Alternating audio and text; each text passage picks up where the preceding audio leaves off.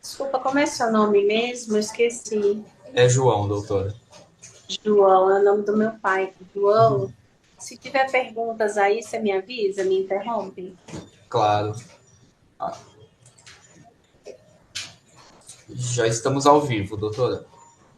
Olá, bom dia a todos. Estamos aqui em mais uma Pílula do GAPS. Hoje minha convidada especial, doutora Karina Bezerra Rocha, fisioterapeuta, que veio aqui engrandecer o nosso bate-papo com vocês. Eu vou dar a palavra a ela para ela se apresentar, para ela falar das redes sociais dela, para depois a gente começar a responder as perguntas aqui do grupo de apoio a pessoas com zumbido. Karina, bem-vinda. Muito obrigada pelo convite, sempre uma grande alegria, uma honra, né, participar aqui do GAPS. Eu sou Karina Bezerra, eu sou fisioterapeuta. Hoje em dia eu só trabalho com zumbido no meu consultório, praticamente. Então, a estrutura também.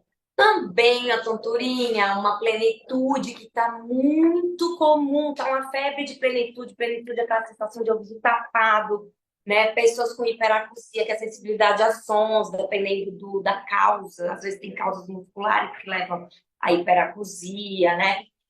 Uma tonturinha também, mas o carro-chefe realmente seria o zumbido. Então, hoje em dia, eu transito nesses atendimentos no meu consultório. Eu fiz meu mestrado e doutorado aqui na USP, sempre com o tema zumbido. Eu sou docente na área também de cabeça e pescoço, onde eu ministro módulos de zumbido, eu dou cursos também para profissionais da área de saúde, sempre na área de zumbido. E também eu tenho, não posso deixar de falar, né, a veia de blogueira, que hoje em dia, se a gente não aparece, a gente não existe. Então, eu tenho meu Instagram, onde eu falo realmente só sobre zumbido, Karina Bezerra, no Instagram principalmente, e tem o YouTube também, onde eu posto várias lives, vários profissionais falando sobre zumbido, tá bom? Então, mandem suas perguntas enquanto eu bato papo aqui com a doutora Jeane. Muito bem. Bom, o que eu achei muito interessante nas minhas últimas conversas com a Karina é que durante todo esse tempo tratando o zumbido, ela já trata isso, já cuida desses pacientes há mais de uma década, né? Acho que 2 décadas, eu não sei há quanto tempo que você trabalha com isso, mais ou menos isso. Durante esse tempo todo, a gente sempre indicava o paciente com zumbido para o fisioterapeuta quando esse zumbido era do subtipo somatosensorial, ou seja, um zumbido com origem nos músculos, quer dizer, cuja disfunção, cuja percepção tinha origem nos músculos, articulações, tendões, né? É dessa região em volta do ouvido, cabeça, pescoço, articulação temporomandibular. Só que recentemente houve uma mudança nisso daí, né? Hoje em dia o fisioterapeuta também consegue tratar zumbidos que não são de origem somatosensorial. E eu queria que a Karina explicasse muito como foi essa mudança, como foi essa percepção e que pacientes são esses que poderiam se beneficiar das estratégias terapêuticas que o fisioterapeuta lança a mão para tratar esse paciente.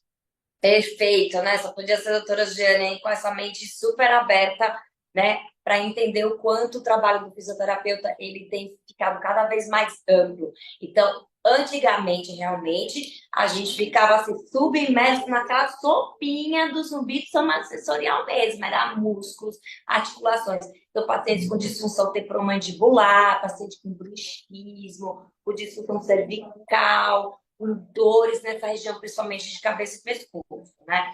Então, essa mudança veio, né, com uma técnica que tem sido colocada assim na crista da onda, que na verdade já vem sendo utilizada para outras condições há muito tempo, como depressão, como epilepsia, por exemplo, que é a estimulação auricular do nervo vago, tá? Então, o fisioterapeuta ele tem lançado mão na sua prática clínica para atuar em pacientes que têm zumbidos, digamos assim, de qualquer causa, porque o nervo vago, quando ele é estimulado, ele vai agir no sistema nervoso central. incluindo aí o sistema nervoso autônomo. E aí, muitos desses pacientes com zumbido, e obviamente o zumbido, ele é percebido no nosso cérebro, ele é percebido no nosso córtex auditivo. E quando a gente faz esse trabalho estimulando o nervo vago, a gente consegue acessar esse sistema nervoso central, fazendo com que esse zumbido ele possa ser aliviado. Então, independente, hoje em dia, independente da causa, a gente pode atuar em qualquer tipo de zumbido que faz com que o paciente fique incomodado e nos procure. Então, a gente pode utilizar essa estimulação auricular vagal. E, atualmente, eu criei um protocolo onde eu atuo e fazendo um estímulo de um neurotransmissor inibitório chamado GABA, que ele vai fazer com que aquele cérebro está super estimulado, super agitado, para acalmar aquele terreno. Então, como é que a gente acalma? Uma das formas é estimulando aí a liberação desse neurotransmissor GABA. E com esse protocolo, eu uno algumas técnicas, né, para que eu brinco dizendo que a gente vai dar um shot de GABA.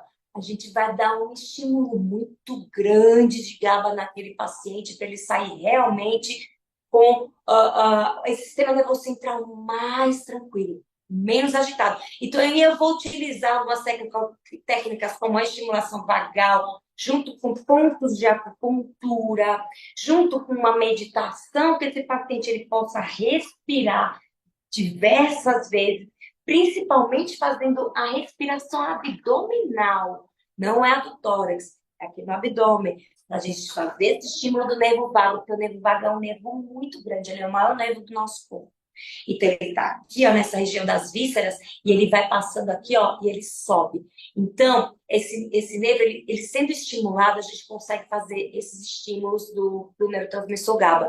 E também, eu acabo colocando alguns estímulos elétricos também, nessa região, principalmente da cervical alta, porque foram mostrados em estudos que quando se estimula eletricamente aqui, essa região mais alta do nosso pescoço, existe uma conexão direta na via auditiva, fazendo com que essa região da via auditiva ela fique menos excitada também com esse estímulozinho elétrico. E aí eu acabo unindo também, no final, um pouco da terapia a laser, né? Laser terapia tem sido muito estudada aí em vários centros do mundo de estudos de zumbido, com protocolos também mostrando resultados muito interessantes para zumbido.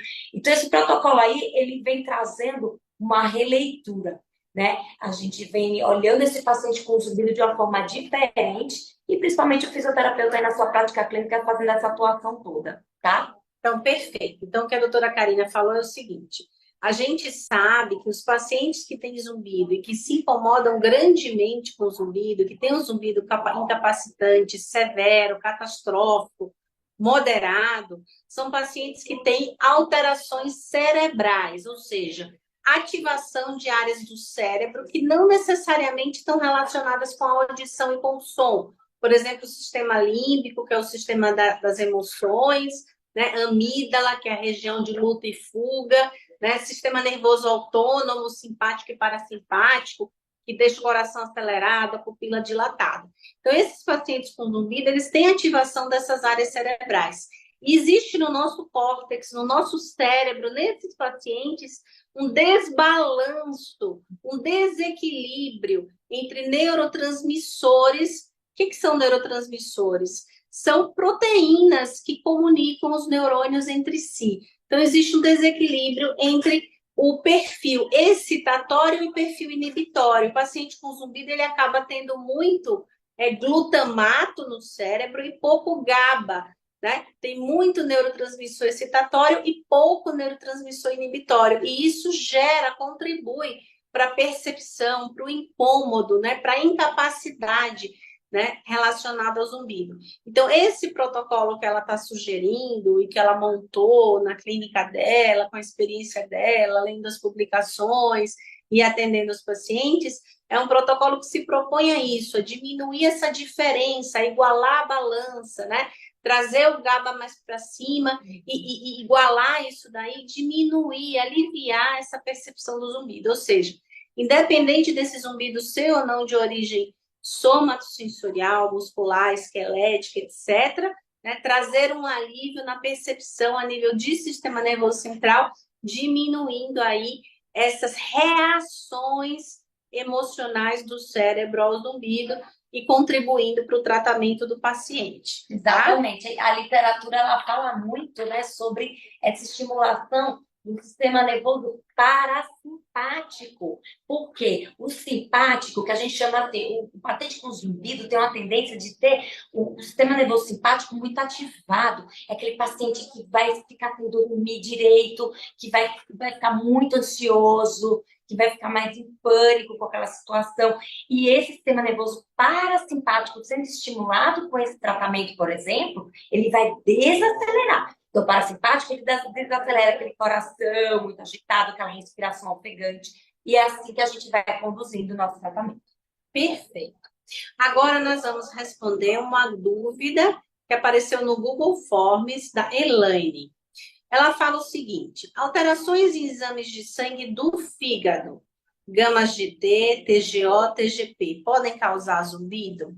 Então, essas enzimas, gama-GT, TGO, TGP, são enzimas do fígado, né? Ela está perguntando se elas estando aumentadas ou alteradas, isso pode ser uma causa do zumbido. Pode. Por quê? Porque essas enzimas, elas têm relação direta com os açúcares e as gorduras no sangue. E a gente sabe que essas oscilações metabólicas, né, afetam diretamente o funcionamento da orelha e podem causar zumbido. Ela também pergunta uma outra coisa importante. Eu tenho bruxismo e uso placa. Então, ela não tem só o metabolismo alterado. Olha só, tem mais de uma etiologia para o zumbido. Ela tem bruxismo, né? Ela tem e usa placa. Ela melhorou da dor de cabeça por conta do apertamento. Ela apertava, tinha dor com a placa, ela melhorou. Mas o zumbido continua. Nesse caso, o Botox é recomendado? Vocês acham que eu posso usar para melhorar o zumbido? O que você acha, doutora Karine? Então, vamos lá. Antes de mais nada, eu acho muito interessante eu falar uma coisa aqui muito importante, porque é muito comum eu observar no consultório. Primeira coisa, a placa.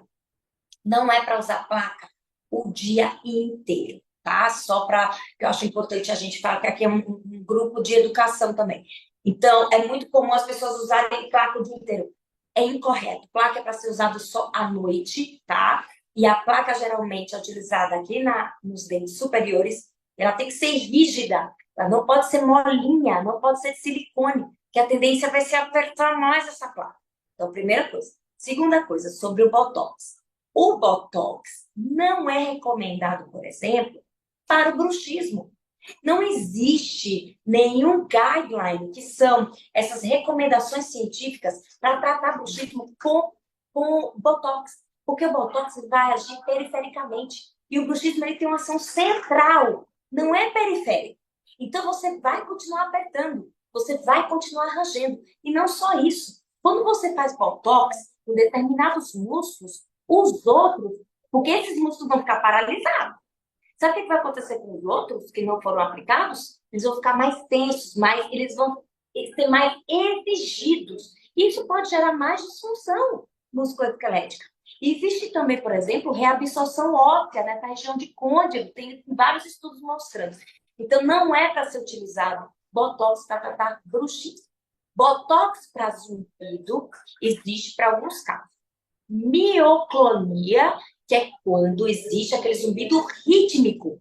Cliques, estalidos, bolhas estourando, asa de borboleta batendo, vibração, motor. E mesmo assim, não é a primeira escolha de tratamento. A primeira escolha de tratamento, normalmente a gente une o tratamento fisioterapêutico, a gente une controle de ansiedade, que tem muita relação com ansiedade, pode ser com psicólogo, com meditação, com atividade física, e muitas vezes também, dependendo do caso, o otorrino ele entra com a parte medicamentosa, dependendo do nível de ansiedade, ou às vezes com relaxante muscular associado ao trabalho do fisioterapeuta. Então, aí nesse caso, se não deu resultado, pensa-se num Botox. E nos casos também da síndrome tônica, o tensor do tímpano, pode acontecer também o tratamento fisioterapêutico junto com o medicamento prescrito pelo médico, junto com outras técnicas, né, como, de novo, meditação, com psicoterapia, etc., o paciente não tiver resultado, aí sim também pode fazer uma tentativa com Botox.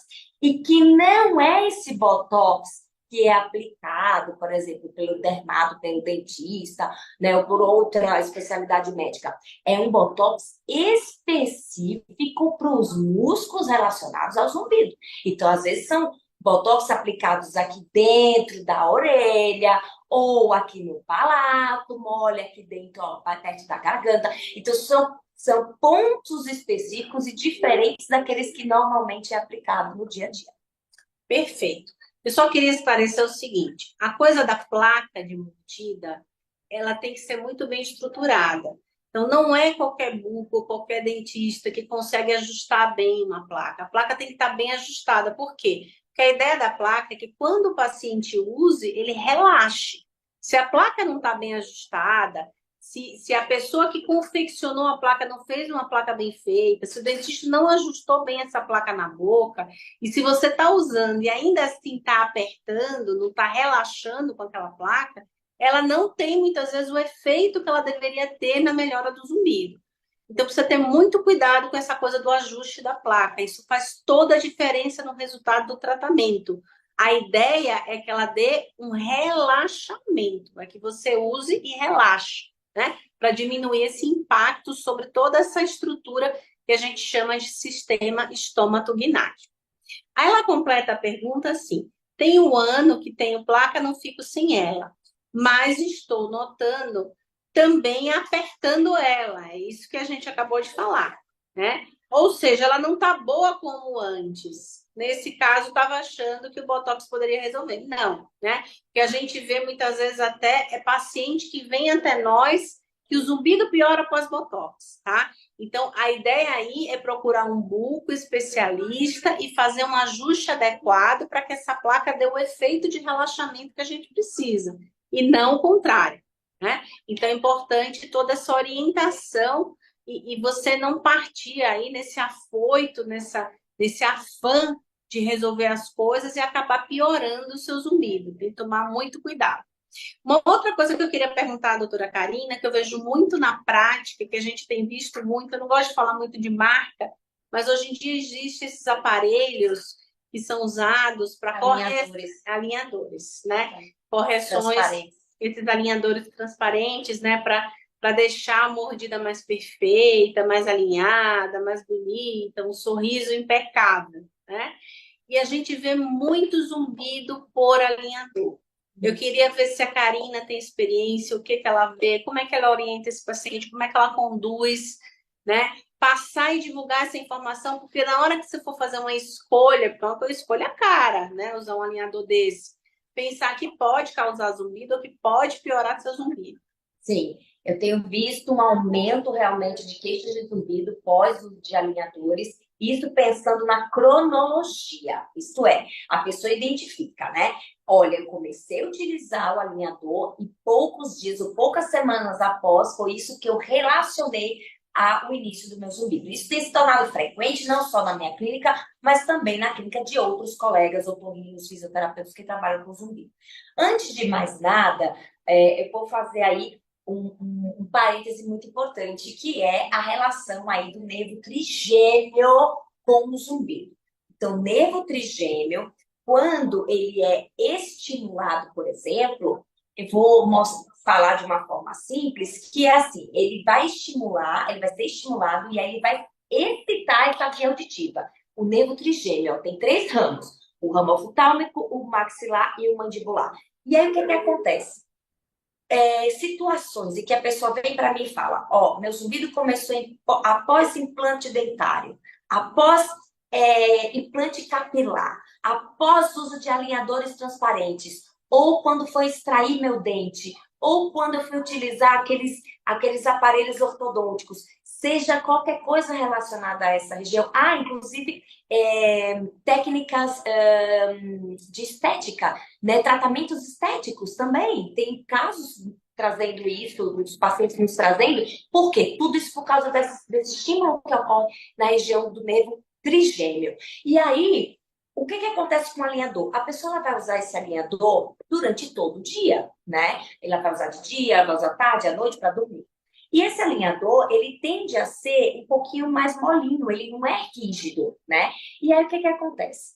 A pessoa que já tem uma tendência a fazer um bruxismo de vigília, que é esse bruxismo de dia, que a pessoa tende a apertar, isso vai aumentar com o uso do alinhador. A tendência é que a pessoa aperte, porque o alinhador, ele é utilizado em cima e embaixo. Então, se ela tem algo aqui nos dentes, a tendência é que ela aperte isso, e gerando esse apertamento, vai ativar músculos mastigatórios e, consequentemente, esse nervo trigêmeo, ele também vai ser estimulado. E outros músculos aqui, ó, o que tem aqui dentro da orelha média, que é o tensor do tímpano, ele também é inervado pelo trigêmeo.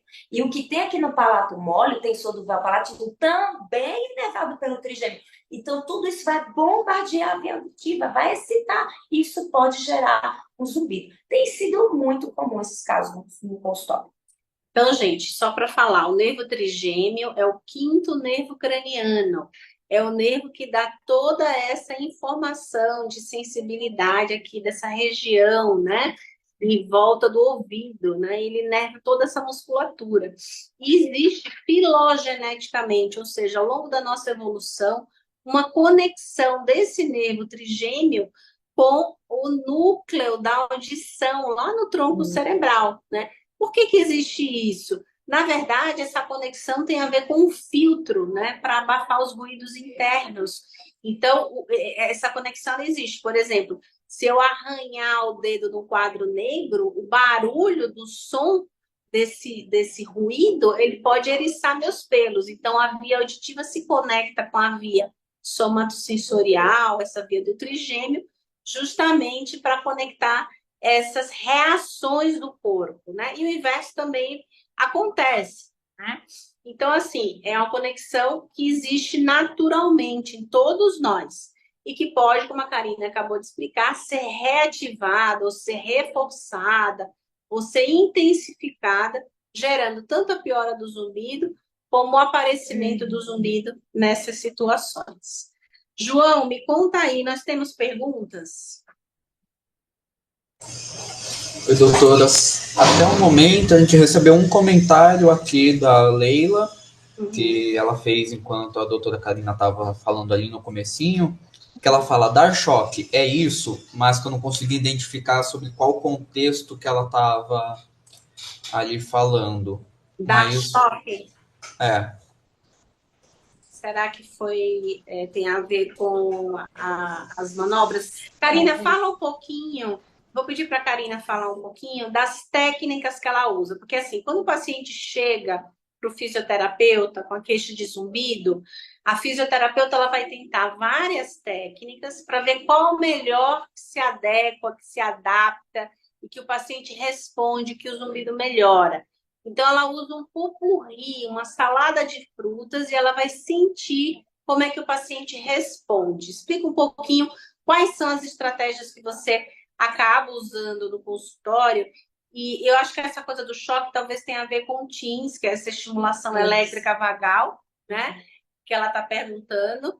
E aí explica também um pouquinho o que o paciente sente na hora que você faz a estimulação. Tá. Eu brinco dizendo que eu tenho um cinturão de Batman, né? Que aí, dependendo do paciente, eu vou usar aquela arminha lá. Eu falei, opa, vou adequar isso aí. Então, o meu carro-chefe, né? Eu flerto muito com terapia manual. Eu acho, olha, todo paciente que eu atendo, dificilmente eu não faço uma terapia manual. Então, eu vou usar minhas mãos para fazer técnicas intraorais, aqui por fora, nessa região dos mastigatórios, região de cabeça, pescoço, ombro e escápula, né? Mão para tudo, e dá para fazer inúmeras técnicas aí bem específicas. Recentemente eu fui fazer uma técnica numa colega, inclusive aqui que trabalha aqui da USP, ela está com zumbido, fui aplicar uma técnica aqui na região temporal e ela saiu sem o zumbido. Então, a terapia manual para mim é fundamental, principalmente eu que trabalho nessa área de musculoesquelética. A gente precisa reabilitar esse músculo.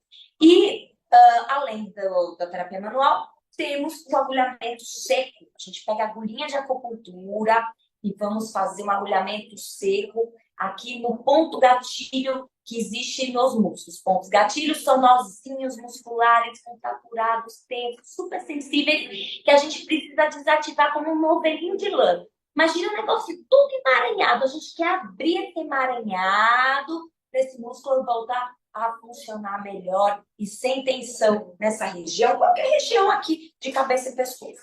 Como eu falei já, o laser também eu utilizo muito e utilizo também a meditação, utilizo a acupuntura. Em relação à estimulação vagal, é sim utilizado um aparelhinho onde a gente vai produzir um estímulo elétrico e aí colocamos uns clipes aqui na orelha. Por que a gente põe na orelha? Não é porque é zumbido, é porque aqui na orelha é a região onde temos a parte mais superficial do nervo vago. E não é em qualquer ponto da orelha. Tem pontos estratégicos na orelha onde esse nervo vago ele é mais superficial. Então é ali que a gente tem que colocar esse clipe. E aí a gente conecta com o aparelho e vai dar um choquinho, como você falou, você vai sentir um estímulo leve, elétrico, nesses pontos, para que esse nervo seja estimulado. O formigamento. Formigamentozinho, uma pinicadazinha, vai, mais pinicadazinha. Então, acho que é isso. Tem mais alguma coisa, João? Ela complementou aqui, dizendo justamente isso que a doutora Karina explicou. Ela falou, quer dizer, se eu dar choque na área da orelha, posso melhorar? Percebo que quando lavo o cabelo, seco com secador, sinto uma pequena melhora. É isso que ela está falando, né? Depende muito do ponto que você está estimulando. E aí a gente precisa ver, se estiver estimulando o ponto correto, estimulando o nervo vago, essa melhora pode ser justamente por conta do aumento do GABA a nível do sistema nervoso central. E lembrando que existem parâmetros específicos que o profissional precisa estudar. Existe, não é qualquer frequência, qualquer tempo de pulso. Existe a frequência, o tempo de pulso correto para estimular esse neurotransmissor GABA. Senão, vai, na verdade, ocorrer o contrário. Vai estimular, que é que a gente não quer. O neurotransmissor excitatório. Tem que ter cuidado. Então tem que estar treinado, tem que estar cientificamente respaldado para fazer a estimulação correta. A mesma coisa para o laser também, né? Tem pulso, tem onda, tem todo um protocolo por trás que foi estudado, né, para a gente utilizar da melhor forma possível. Eu acho que a gente passou o recado. Eu queria deixar a palavra para a Karina. Se a Karina quiser colocar aqui mais algum conteúdo. A gente deu aí meia hora de live. Eu não sei se ela quer complementar com mais alguma coisa. Gente, olha, eu acho que, mais uma vez, lembrar que o zumbido tem tratamento, lembrar que normalmente é feito por uma equipe interdisciplinar, né? Dificilmente se trata zumbido sozinho. Eu peço que vocês persistam, eu peço também que vocês persistam no tratamento, né? Não desistam sintomaticamente, mas ao mesmo tempo não gerem tanta ânsia em relação à cura, em relação à remissão total do zumbido. Porque muitas vezes você pode continuar com o zumbido, mas esse zumbido pode ficar sem qualquer incômodo para você. Ô, João, apareceu mais perguntas? Temos mais duas que chegaram aqui agora. Pode mandar. A Leila, ela faz mais uma pergunta que é: meu zumbido é junto com o batimento cardíaco. Isso significa que é zumbido vindo da circulação? Então, o zumbido pulsátil, que bate junto com o batimento cardíaco, que é sincrônico com o batimento cardíaco, ele tem uma investigação médica completamente diferente. Você tem que avaliar os vasos da cabeça e pescoço, as artérias, as veias, tem que avaliar o metabolismo, pode ser uma anemia, pode ser um hipertireoidismo, tem que avaliar o crânio, pode ser um aumento da pressão intracraniana, pode ser até um aneurisma, por exemplo, né? Pode ser um conflito neurovascular, que é um vasinho que toca o nervo da audição, tá? Agora, o médico fazendo essa avaliação e pedindo todos os exames necessários e excluindo a possibilidade de vasos ou do metabolismo ou de alguma alteração, né, alguma malformação arteriovascular, coisas desse tipo, por exemplo, aí a gente pode, de repente, chegar ao diagnóstico de que esse zumbido seja de origem somatosensorial. Então, se você investigou, excluiu tudo, não tem nada que justifique esse zumbido pulsátil, pode sim ser de origem muscular, mas primeiro você tem que fazer toda a investigação necessária, justamente porque são coisas que são muitas vezes tratáveis, né? Esse zumbido pulsátil. A outra pergunta qual que é? Não sei se a Karina quer complementar. A outra pergunta é do Victor, que ele pergunta se zumbido a longo prazo causa danos neurológicos. Então, não sei se a Karina quer falar alguma coisa, quer? Bom, na verdade é o seguinte, existem várias etiologias para o zumbido, mais de 200 causas. No mesmo paciente, a gente geralmente tem 2, 3 coisas que somadas causam zumbido.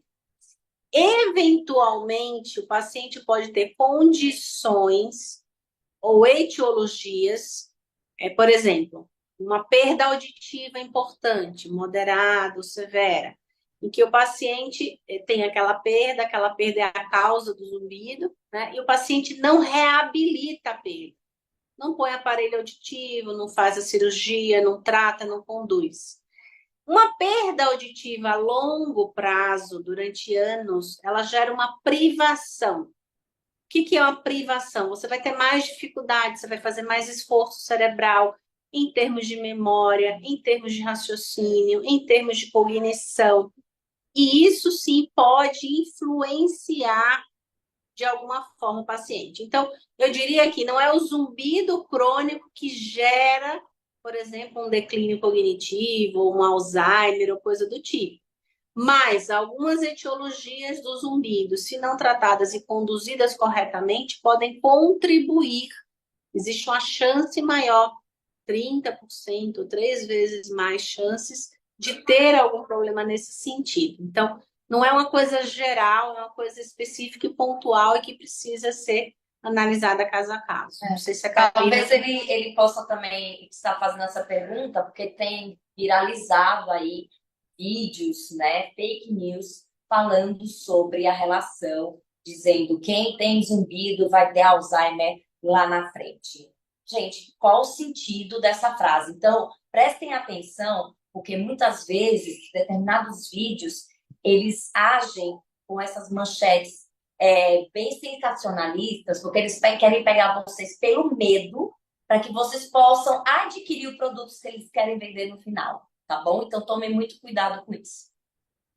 Bom, eu acho que a gente deixou o recado. Eu queria agradecer a doutora Karina, que fechou o consultório, veio até aqui, perdeu o paciente, deixou de ganhar dinheiro, veio até aqui ao Hospital das Clínicas para nos presentear aí com essa sessão de dúvidas e esclarecimentos. Eu acho que foi muito legal. Obrigada a todos. Karina, a palavra é sua. Obrigada, doutora Giane. Mais uma vez, estarei aqui sempre que for solicitado. E eu espero que vocês aí tenham gostado, tá, do conteúdo. E lembre-se sempre, né? Eu comparo o paciente com zumbido sempre com um copo, né? Esse copo, com o passar do tempo, ele vai enchendo. Então, sempre na base desse copo vai ter ou uma perda auditiva ou uma lesão nessa via auditiva. É onde começa tudo. Depois, no meio desse copo, vai vir aí os fatores de risco. E são esses fatores que a doutora Jane citou, que são mais de 200 causas, né? Pode ser uma enxaqueca, pode ser um hipotireoidismo, pode ser uma questão aqui de disfonia mandibular. E aí esse copo vai enchendo. E aí, quando esse copo transborda, que eu chamo que é o gatilho, é a última gota. O que aconteceu logo antes do seu zumbido que você acha que tem relação? Eu chamo isso de gatilho. Então, é a última gota que fez esse copo transbordar e esse zumbido aparecer, tá? Então, é mais para a gente poder raciocinar e ser mais didático na hora de pensar em relação às causas do zumbido, tá bom? Fiquem bem! Obrigada a todos, obrigada, João, obrigada à Fundação Torrino. Obrigada por essa oportunidade aí de a gente poder esclarecer ao público leigo um pouco mais sobre zumbido. Um abraço grande. Obrigada.